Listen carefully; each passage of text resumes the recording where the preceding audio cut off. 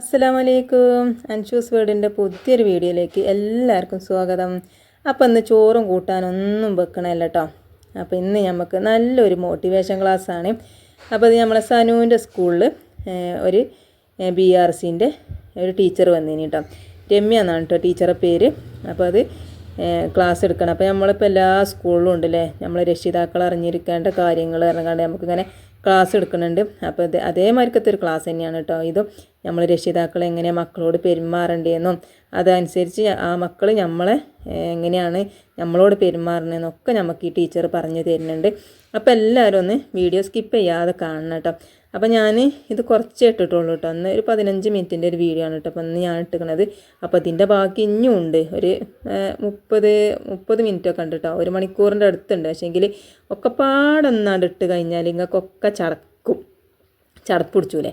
അപ്പോൾ പിന്നെ ഞാൻ ഇന്ന് കുറച്ച് ഇടാമെന്ന് വിചാരിച്ചു കേട്ടോ. അപ്പോൾ എല്ലാവരും ഒന്ന് വീഡിയോ സ്കിപ്പ് ചെയ്യാതെ കാണുക. എന്നിട്ട് ഇഷ്ടപ്പെട്ടിട്ടുണ്ടെങ്കിൽ ഒന്ന് സബ്സ്ക്രൈബ് ചെയ്യാനും ലൈക്ക് ചെയ്യാനും കമൻറ്റ് ചെയ്യാനും ഒന്നും മറക്കരുത് കേട്ടോ. ഞാൻ ഇവിടെ പറഞ്ഞ പോലെ ക്ലാസ് ഒന്നും എടുക്കാൻ എനിക്കറിയില്ല. കുറച്ച് നേരം നമുക്ക് സംസാരിക്കാം എന്ന് പറയുന്നുള്ളൂ. കാരണം നിങ്ങളും ഞാനും ഒന്നാണ് ഇവിടെ. കാരണം ഞാനും ഒരു പാരൻ്റാണ്. നിങ്ങളിൽ നിന്ന് എനിക്കും കുറേ അറിയാനുണ്ടാവും അല്ലേ. നിങ്ങൾക്ക് അറിയുന്ന എല്ലാം എനിക്കറിയണമെന്നില്ല. ഞാൻ കണ്ടതൊക്കെ നിങ്ങൾ അറിഞ്ഞു കൊള്ളണമെന്നില്ല. അപ്പോൾ അതുകൊണ്ട് നമുക്ക് കുറച്ച് നേരം സംസാരിക്കാം എന്നുള്ളത് മാത്രമേ പറയുന്നുള്ളൂ. സാധാരണ നിങ്ങൾ കുട്ടികൾ സ്കൂൾ വിട്ട് വീട്ടിലെത്തിയാൽ എന്തൊക്കെയാണ് അവരോട് ചോദിക്കാറുള്ളത്? മിക്കവാറും അച്ഛന്മാരൊക്കെ ജോലിക്കൊക്കെ പോയി കഴിഞ്ഞ് വരുന്നത് കുറെ സമയം കഴിഞ്ഞിട്ടായിരിക്കും. ആദ്യം ഉണ്ടാവുക അല്ലേ, അമ്മയായിരിക്കും. എന്തായാലും ബാക്കി എല്ലാ പണികളും തീർത്ത് നേരത്തെ ടീച്ചർ വന്നോലെ എല്ലാ പണികളും ഒരുക്കി കുട്ടികൾ വരാൻ കാത്തിരിക്കുന്ന, അതായത് മറ്റു ജോലികൾ പുറത്ത് പോയി ജോലി ചെയ്യാത്തവരൊക്കെ ഉണ്ടാവുക തരത്തിലേക്ക്. അപ്പൊ എന്താണ് കുട്ടികളോട് നിങ്ങൾ ചോദിക്കുക? എന്തൊക്കെ വിശേഷങ്ങളാണ് നിങ്ങൾ ചോദിക്കാറ് സാധാരണ? ഒന്നും ചോദിക്കില്ലേ? ബാഗ് അവിടെ കൊണ്ടുവച്ചോ, ചായ വെച്ചിട്ടുണ്ട്, കഴിച്ചോ, കളിച്ചോ, പഠിച്ചോ, ഇത്രയാണോ പറയാറ്? പിന്നെ എന്തൊക്കെ ചോദിക്കും? ഇന്നെന്താ പഠിപ്പിച്ചതെന്ന് ചോദിക്കും. ഈ അച്ഛന്മാരൊക്കെ ചോദിക്കാറുണ്ടോ? ഉണ്ടോ? ഉണ്ട്. വൈകി വന്നാലും ഉഷാറായിട്ടാ വന്നത്. ഓക്കെ. അപ്പോ നമ്മൾ ചോദിക്കൂ അല്ലേ, എന്തൊക്കെ പഠിപ്പിച്ചു, ഏതൊക്കെ ഡീറ്റെയിൽസ് ആയിരുന്നു ക്ലാസ്സില് വന്നത് ചോദിക്കില്ലേ? ചോദിക്കും. പിന്നെ വേറെ എന്താ ചോദിക്കുക? അവരുടെ കൂട്ടുകാരെ കുറിച്ച് നിങ്ങൾക്ക് അറിയോ? ആരൊക്കെയാണ് അവരുടെ കൂട്ടുകാര് അല്ലേ? ആരെയാണ് അവന് ഏറ്റവും ഇഷ്ടപ്പെട്ട ടീച്ചർ? ആരാണ് അവൻ? ഏത് വിഷയമാണ് പഠിക്കാൻ താല്പര്യം? ഏത് വിഷയത്തിനാണ് അവൻ പുറകോട്ട് പോകുന്നത്? ഇതൊക്കെ നിങ്ങൾക്ക് അറിയോ? എത്ര പേരുണ്ട് കൃത്യമായി എന്റെ കുട്ടിയെ എനിക്ക് അറിയാം? Very good, very good. താഴ്ത്തിക്കോളും. കൈ നോക്കാത്തവർക്കും അറിയുമെന്ന് തന്നെയാണ് ഈ കരുതുന്നത്. പക്ഷെ നോക്കണം കേട്ടോ കയ്യെ. കാരണം എന്താണെന്നറിയോ, നമ്മളെ കുട്ടിയുടെ അടുത്തിരുന്ന് നമ്മൾ പറയാൻ വിചാരിക്കും അതിനെ പറ്റി എന്നെ എനിക്കറിയാം, അവനൊരു സന്തോഷമാണ്, അവനൊരു അഭിമാനമാണ്. അപ്പൊ ആ തരത്തിലേക്ക് നമ്മള് ഈ കുട്ടികളോട് വിശേഷം ചോദിക്കാന്ന് പറയുന്നത് പ്രത്യേകിച്ച് കാര്യമൊന്നുമില്ല നമ്മൾ വിചാരിക്കും. പക്ഷെ അവരെ നമ്മള് കേൾക്കുന്നു എന്നുള്ളതാണ്. പലപ്പോഴും നമ്മുടെ ജീവിതത്തില് നമ്മളെ കേൾക്കാൻ സമയമില്ല അല്ലെ, സമയക്കുറവാണ്. വെറുതെ പറയണ സമയം എല്ലാവർക്കും ഉണ്ട്. പക്ഷെ ആ കേൾക്കാനിരിക്കുന്ന സമയമായിരിക്കും അവന്റെ ഈ പ്രായത്തില് അവൻ ഏറ്റവും കൂടുതൽ, അല്ലെങ്കിൽ അവൾ ഏറ്റവും കൂടുതൽ ആഗ്രഹിക്കുന്നത്. അതിന്റെ കാര്യം എന്താന്ന് വെച്ചാല്, നമ്മുടെ ഈ കുട്ടികള് ബാല്യത്തിലുള്ളവരാണോ? അല്ല ബാല്യകാലമാണോ? അല്ല. അവര് കൗമാരകാലമാണോ? രണ്ടിന്റെ ഇടയിലാണ് അല്ലെ. ഇതിപ്പോ ചെറിയ കുട്ടിയാണോ അത് മുതിർന്ന കുട്ടിയാണോ എന്ന് അവർക്ക് പോലും മനസ്സിലാവാത്ത ഒരു സമയത്താണ് അവർ നിൽക്കുന്നത്. ചിലപ്പോൾ നമ്മൾ അവരോട് ചെറിയ കുട്ടിയല്ലേ, ഞങ്ങൾ സംസാരിക്കുന്നത്, നീ എന്തിനാ നോക്കിയിട്ട് പോയിക്കോന്ന് പറയും അല്ലേ. അപ്പൊ അവൻ വലിയ കുട്ടിയായി. അങ്ങനെ പല സന്ദർഭത്തിലും നമ്മൾ തന്നെ അവരെ കൺഫ്യൂസ് ചെയ്യും അല്ലെ. എന്താ? അപ്പൊ അവൻ തന്നെ വിചാരിക്കും ഞാൻ ചെറുതാണോ ഞാൻ വലുതാണോ. അങ്ങനെ അവർക്ക് മനസ്സിലാകാത്ത ഒരേ സമയത്ത് നിൽക്കുമ്പോൾ അവരുടെ ആവശ്യങ്ങൾ കേൾക്കാൻ, അവരുടെ കാര്യങ്ങൾ പറയാൻ ഒരാളുണ്ടാവുക, അത് കേൾക്കാൻ ഒരാളുണ്ടാവുക എന്നുള്ളത് അവർ ഏറ്റവും കൂടുതൽ ആഗ്രഹിക്കുന്നു എന്നതാണ്. അതിൽ ഒന്നാമതായി നമ്മൾ ചെയ്യേണ്ട കാര്യം, അവരോട് നമ്മൾ ഈ പറഞ്ഞ പോലെ വിശേഷങ്ങൾ ചോദിക്കണം, സംസാരിക്കണം, അവരുടെ ഇഷ്ടാനിഷ്ടങ്ങൾ എന്തൊക്കെയാണെന്ന് മനസ്സിലാക്കണം. എല്ലാ കുട്ടികളും നന്നായി പഠിക്കണം, നല്ല മാർക്ക് വാങ്ങണമെന്നാണ് ഞാനും നിങ്ങളും അടക്കമുള്ള രക്ഷിതാക്കളൊക്കെ ആഗ്രഹിക്കുന്നത്. അതിനപ്പുറത്തേക്ക് ഈ പണ്ട് കാലത്തൊക്കെ നമ്മൾ പറയാം, നന്നായി പഠിക്കുന്ന കുട്ടി എന്ന് പറഞ്ഞാല് നന്നായിട്ട് മാർക്ക് വാങ്ങുന്ന കുട്ടി അല്ലെ? എല്ലാ വിഷയങ്ങൾക്കും നല്ല മാർക്കുണ്ട്. അത് നല്ല കുട്ടിയാണോ? നല്ല മികച്ച കുട്ടിയാണോ? ആണോ? അങ്ങനെ പറയാനൊന്നും പറ്റില്ല. അങ്ങനെ പറയാനൊന്നും പറ്റില്ല. പുള്ളി അപ്പുറത്ത് കിട്ടിയ കുട്ടികൾ മികച്ച കുട്ടിയെന്നൊന്നും പറയാൻ പറ്റില്ല. പിന്നെയോ, ഈ ഓരോ കുട്ടികളും വ്യത്യസ്തരാണ്. ഒരു ഉദാഹരണം പറഞ്ഞാല്,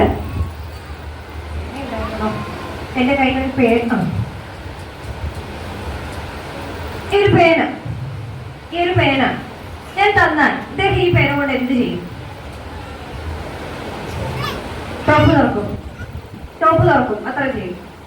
ഇവിടെ ഈ പേന തന്ന എന്ത് ചെയ്യും? ടോപ്പിന് തുറക്കണ്ട, അതൊന്ന് തുറക്കും.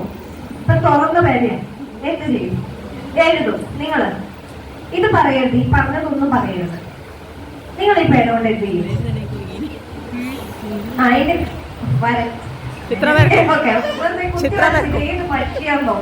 Very good.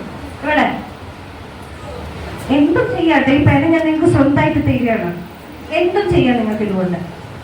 വേറെ ആരെങ്കിലും ഇവിടെ അദ്ദേഹം ഒരു അദ്ദേഹത്തിന്റെ സൈൻ ചെയ്യും. Okay, very good. ഇവിടെ വേറെ ഒരാൾക്ക് കൊടുക്കും. എല്ലാം ജീവി സ്നേഹമുള്ള വ്യക്തിയാണ്. Okay, very good. വേറെ ഈ പറഞ്ഞൊന്നും അല്ലാത്തത് വേറെ ആർക്കെങ്കിലും ഉണ്ടോ? ഈ കുഞ്ഞിനെ കളിക്കാൻ കൊടുക്കും. Very good. പിന്നെ അവിടെ സുമേധ ടീച്ചർ എന്ത് ചെയ്യും? കറക്കി കളിക്കും. ടീച്ചർ നന്നായിട്ട് അത് ക്രിയേറ്റീവായിട്ട് ചിന്തിക്കുന്ന ഒരാളാണ്. ഓക്കെ, വേറെ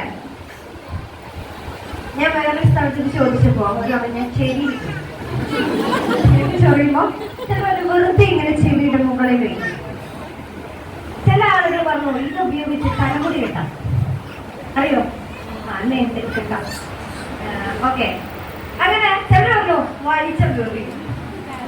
ചിലർ പറഞ്ഞു തുറന്നു നോക്കൂ, ഇത് അരിച്ചു നോക്കൂ, ഇതിന്റെ ഉള്ളില് എന്താണ് ഉള്ളത്. അപ്പൊ എന്താണ് നമ്മൾ ഉദ്ദേശിക്കുന്ന 100 പേരുണ്ടെങ്കിൽ 100 പേരും 100 ചിന്തകളുള്ളവരാണ്, 100 കഴിവുകളുള്ളവരാണ്, അല്ലെ? അതായത് നമ്മളെല്ലാം വ്യത്യസ്തരാണ്.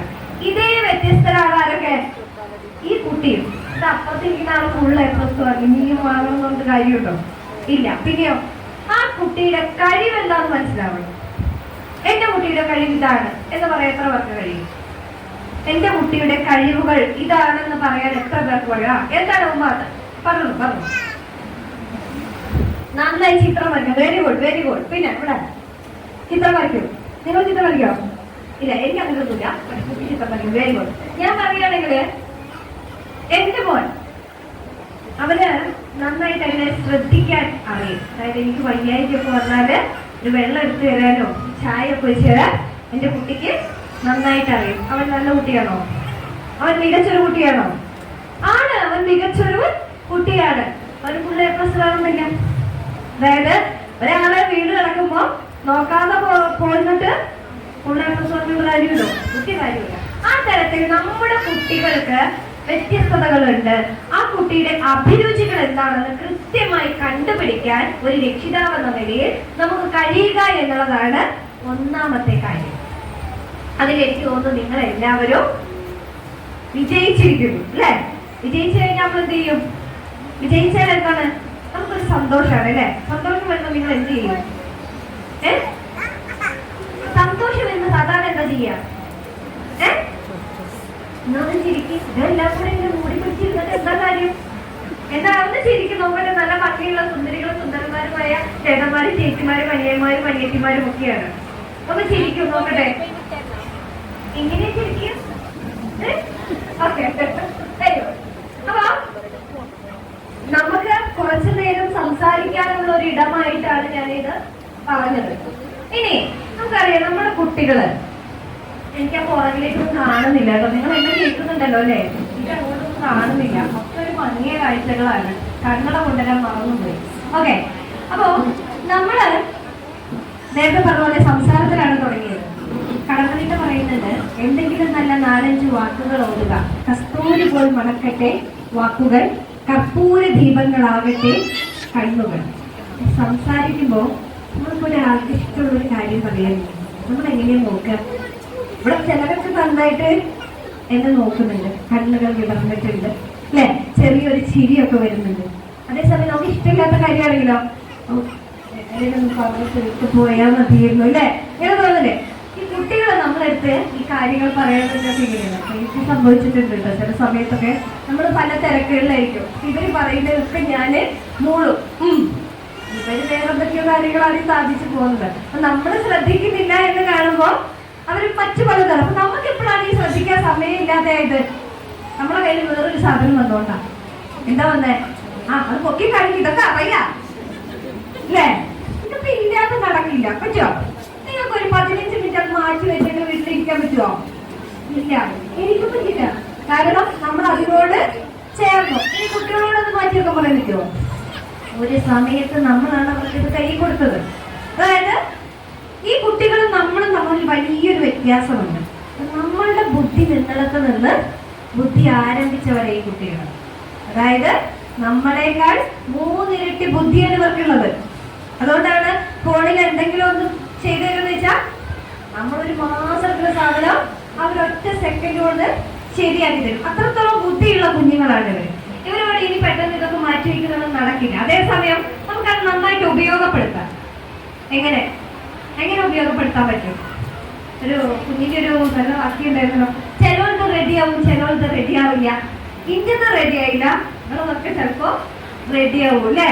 നിയമക്കാരത് അവരുടെ ഒരു പ്രോഡക്റ്റിന്റെ വാക്യമായിട്ട് എടുത്തിട്ടുണ്ടായിരുന്നു. അതായത് ഏറ്റവും മനോഹരമായിട്ട് ഫോൺ എങ്ങനെ ഉപയോഗിക്കാം അല്ലെ, നല്ലതിന് വേണ്ടി ചില കാര്യങ്ങൾ കണ്ടെത്താനോ. ബ്ലോഗർമാരുണ്ട് കുഞ്ഞുങ്ങൾ, നല്ല പൈസയൊക്കെ സമ്പാദിക്കുന്നത്. അതെന്താണ്? ചില അത്രത്തോളം കണ്ടെത്തേണ്ട കാര്യങ്ങൾ മറ്റുള്ളവരിലേക്ക് എത്തിക്കുക അല്ലെ, നന്നായി സംസാരിക്കാൻ കഴിയും. അങ്ങനെ ആ തരത്തിലേക്ക് മാറ്റാനേ നമുക്ക് കഴിയൂ. അങ്ങനെ ഒരു കുട്ടി നല്ലതാവാനും ചീത്തയാവണം. എല്ലാവരും ജനിച്ചു വരുമ്പോൾ നല്ല കുട്ടികൾ തന്നെയല്ലേ? അതിന് ചില കാരണങ്ങൾ ഉണ്ട്. 2 പ്രധാനപ്പെട്ട കാര്യങ്ങളാണ് ഒരാളുടെ സ്വഭാവ രൂപീകരണത്തെ സ്വാധീനിക്കുന്നത്. ഒന്ന്, നമ്മുടെ കയ്യിലൊന്നല്ല, തലമുറകളായിട്ട് നമുക്ക് കൈമാറ്റം ചെയ്യപ്പെട്ട് കിട്ടുന്ന ജീനുകളാണ്. സാധാരണ ഈ PTA മീറ്റിങ്ങിനൊക്കെ വന്ന് പോകുമ്പോഴേ കുട്ടി എന്തെങ്കിലും കുത്തക്കേടൊക്കെ ഒപ്പിച്ച് വെച്ചിട്ടുണ്ടാവും എന്ന് വിചാരിക്കുക. അത്യാവശ്യം അങ്ങനെയാകുമ്പോൾ ടീച്ചേഴ്സ് വിളിച്ച് പറയും, വീട്ടിൽ വെച്ചിട്ട് നിന്റെ സ്വഭാവം അത് നീ വളർത്തിയതിന്റെ ദോഷമാണ്. ആരാ പറയാ? അപ്പോഴുള്ള കുറ്റം മുഴുവൻ സ്ത്രീകൾക്കായിരിക്കും അല്ലേ? അവര് മാത്രമാണോ? അല്ല, അവര് മാത്രമല്ല. എന്താണോ വിത്തിൽ നിന്ന് കൊടുക്കുന്ന വളവും വെള്ളത്തിനും അനുസരിച്ച് അതിൽ നിന്ന് കായും പൂക്കളും ഒക്കെ ഉണ്ടാവുന്നത്. അപ്പൊ അത് നമ്മുടെ കയ്യിൽ നിൽക്കുന്ന കാര്യമല്ല. രണ്ടാമത്തത്, അവരുടെ സ്വഭാവ രൂപീകരണത്തിൽ അല്ലെങ്കിൽ അവരുടെ സ്വഭാവ രൂപീകരണത്തിൽ നമ്മുടെ ചുറ്റുപാടുകളാണ് ഏറ്റവും അധികം സ്വാധീനം ചെലുത്തുന്നത്. ആരൊക്കെയാണ് ഈ ചുറ്റുപാടിൽ പെടുക? ആരൊക്കെ വരും? ഞാൻ നേരത്തെ പറഞ്ഞോട്ടെ, ഞാൻ വേണ്ടി ആവാൻ തയ്യാറല്ല. ആരൊക്കെ വരും?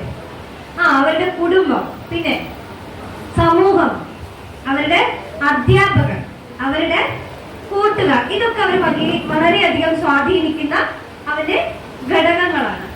അതില് ഒരു ഗുരുവിന്റെയും ശിഷ്യന്റെ ഒരു കഥയുണ്ട്. പണ്ടൊക്കെ ഈ ഗുരുകുല സമ്പ്രദായം ഉണ്ടായിരുന്നല്ലോ. അതായത് ഗുരുവിന്റെ വീട്ടിൽ പോയി നിന്ന് ജോലിയൊക്കെ എടുത്ത്, കഥകളിലാണ് കേട്ടോ, നമുക്കൊന്നും ഇത് അനുഭവവൈദ്യമായിട്ടുള്ള കാര്യമല്ല, എന്നാലും ചില വായനകളിലൂടെയും ചില കാഴ്ചകളിലൂടെയൊക്കെ നമ്മൾ കേട്ടിട്ടുള്ള. അപ്പൊ ഗുരുവിന്റെ അടുത്ത് പോയി നിന്ന് അദ്ദേഹത്തിന് പറയുന്ന ജോലികളൊക്കെ എടുത്തു കൊടുത്ത് അവിടെ അദ്ദേഹത്തിന് വേണ്ട എല്ലാ കാര്യങ്ങളും ചെയ്തു കൊടുക്കുന്നതിലൂടെ പഠനവും നടക്കും. അപ്പം മിടുക്കനായ ഒരു വിദ്യാർത്ഥിയായിരുന്നു. അദ്ദേഹത്തെ അവന്റെ അച്ഛൻ കൊണ്ടുപോയി ഈ ഗുരുവിന്റെ അടുത്തേക്ക് ആക്കി. എന്നിട്ട് പറഞ്ഞു, നീ എല്ലാം പഠിച്ചതിന് ശേഷമാണ് മടങ്ങി വരേണ്ടത്. ഇത് നല്ല മിടുക്കനാണല്ലോ. ഗുരു പറഞ്ഞു കൊടുത്തൊക്കെ 1 വർഷത്തെ കോഴ്സാണ്. ഇവൻ 6 മാസം കൊണ്ട് അത് തീർക്കും. 6 മാസം കഴിഞ്ഞപ്പോൾ ഇവൻ വീട്ടിലെത്തിയപ്പോ അച്ഛൻ ചോദിച്ചു, പഠിച്ചിരിക്കണം? എല്ലാം പഠിച്ചു. ശരിക്കും നീ പഠിച്ചു? അപ്പൊ അദ്ദേഹം ചോദിച്ചു, പഠിപ്പിക്കാനാവാത്ത കാര്യങ്ങൾ നീ പഠിച്ചുവോ? എന്താ ഈ പഠിപ്പിക്കാനാവാത്ത കാര്യം? നമ്മളെ കൊണ്ട് പഠിപ്പിക്കാനാവാത്ത കാര്യങ്ങളുണ്ടോ? എന്തൊക്കെയായിരിക്കും അത്? അതായത് നമ്മൾ ഈ ബസ്സിലൊക്കെ പോകുമ്പോഴേ പ്രായമുള്ള ആൾക്കാരെയൊക്കെ കാണില്ലേ, മറ്റു പറയില്ലേ, വീട്ടിലിരിക്കുമ്പോ ഗർഭിണികളെയും പ്രായമായിട്ടുള്ള അമ്മമാരെയൊക്കെ കണ്ടാൽ ഒന്ന് എഴുന്നേറ്റ് കൊടുക്കണം. ഇത് നമ്മുടെ ആരെ അടിച്ചു പഠിപ്പിച്ചോ? ആണോ? മുതിർന്നവരെ കണ്ടാൽ ഒന്ന് എഴുന്നേറ്റ് അവർക്കൊരു ബഹുമാനം കൊടുക്കുന്നത് ആരെയും പഠിപ്പിച്ചാണോ? ഇതെങ്ങനെയാണ്? നമ്മള് കണ്ടും അറിഞ്ഞും കേട്ടും സ്വയം പഠിക്കുന്നത് അല്ലേ?